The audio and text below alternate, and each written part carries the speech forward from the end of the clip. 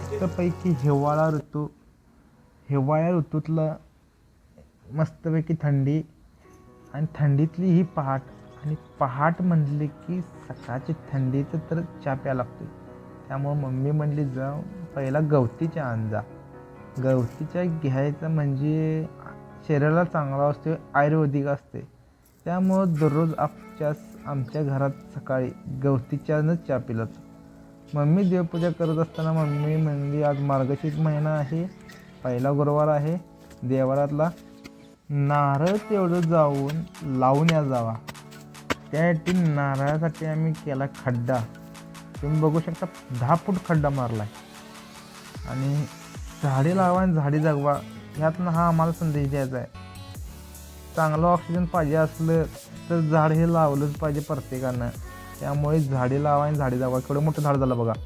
नवं हे जुनं झाड आहे, मंचाला लगेच मोठं झालं.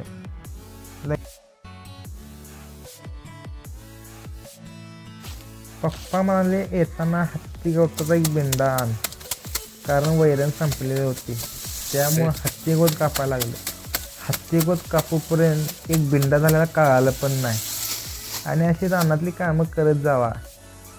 त्याच्यामुळं काय होते, बॉडी मेंटेन राहते, व्यायाम होते. आणि असं उचलायचं काय होत नाही. हे बघा कसं आहे. आणि आणायचं लगे पप्पा म्हणले जरासं कुट्टी पण करून ठेव. त्यामुळे घेतलं आणि कुट्टी मशीनमध्ये घातलं आणि कुट्टी करून ठेवली.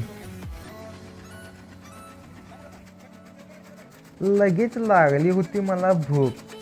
तरी बघूया म्हटलं मम्मी काय करायला. तर मम्मी करत होती भरलेले वांग, ते पण उकडीचे. तर काय कशी करते चला बघूया. तर मम्मीनं असं वांग्याचं 4-4 भाग केल्यात. पूर्ण केलेला निम्मच केल्यात. जरासं टोमॅटो वगैरे चिरून घेतल्यात. टोमॅटो चिरून घ्यायचा आहे. टोमॅटो बरोबर कांदा पण लागणार, कांदा पण चिरून घ्यायचा. बोट चिरचीला मम्मी कशी साप कापा लागले बघा. लगेच चुलीवरती आपण थोडी कढई ठेवायची. कढई ठेवून थोडंसं तेल घालायचं आहे आणि त्यामध्ये टाकायचं आहे कांदा आणि टोमॅटो. जरासं भाजून घ्यायचा, कारण त्या लावायचा आपल्याला मिक्सरला. त्याची करायची आपल्याला प्युरी. त्यामुळे व्यवस्थित भाजून घ्यायचं.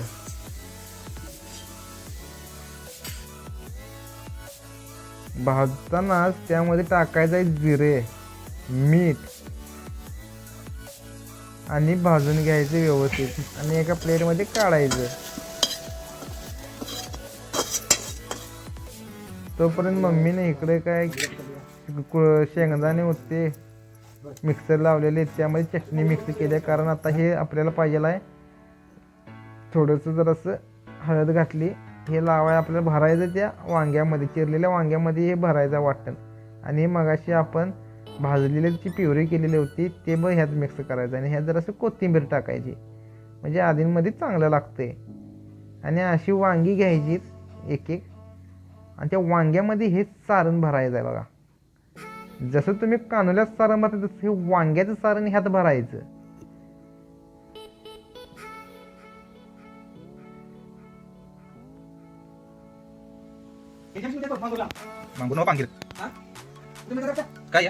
व्यवस्थित भरून घ्यायचं सगळं आणि असं बाजूला अलगद ठेवायचं. त्यानंतर एक गरम पातेलं घ्यायचं, त्यात पाणी ओतायचं, त्यात असं मोदक पात्र ठेवायचं. मोदक पात्रावरती हे वांग ठेवायचं उकडण्यासाठी. आणि बघायचं हे असं उकडून घ्यायचं आहे. उकडून घेतल्यानंतर एक पीस बाहेर काढायचं आणि एक कढई घ्यायची. कढईमध्ये तेल घ्यायचं.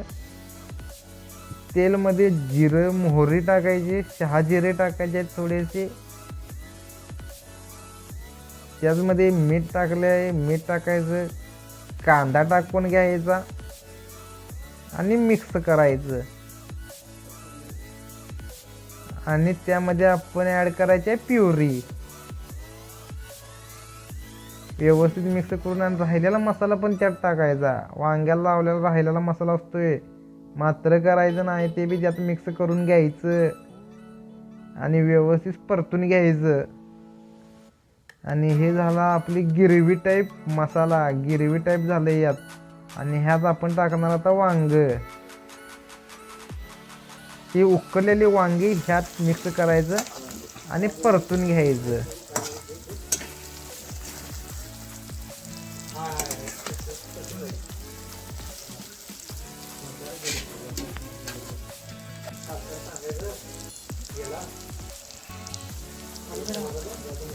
एक 5 मिनिटं तसंच ठेवायचं. त्यानंतर त्यामध्ये आपण पाणी ॲड करायचं आहे, कारण राहिलेलं वांग पण ते शिजलं पाहिजे. आणि एक 10 मिनिटं ते शिजवून घ्यायचं.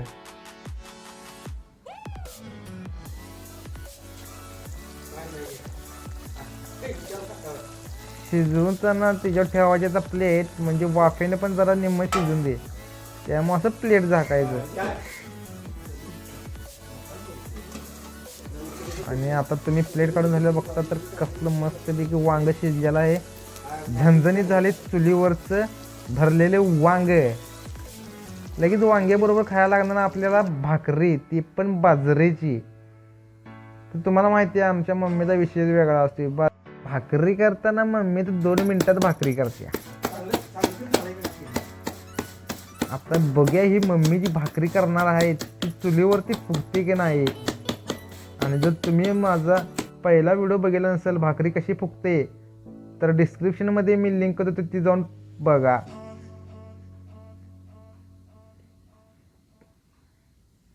आणि तुम्ही बघू शकता भाकरी कशी हळूहळू हळूहळू वर फुगत या लागल्या. हीच तर कमाल आहे, ही तर जादू आहे, ही ती मम्मीच्या हातांमधली कला आहे, भाकरी कशी फुगवायची. आणि भाकरी बरोबर आपलं असते वांग, एक नंबर लागते. तर मित्रांनो, आजचा व्हिडिओ तुम्हाला कसा वाटला ते मला कमेंटमध्ये नक्की सांगा. आणि लाईक करा, शेअर करा, सबस्क्राईब करा आणि फॉलो करा विसरू नका.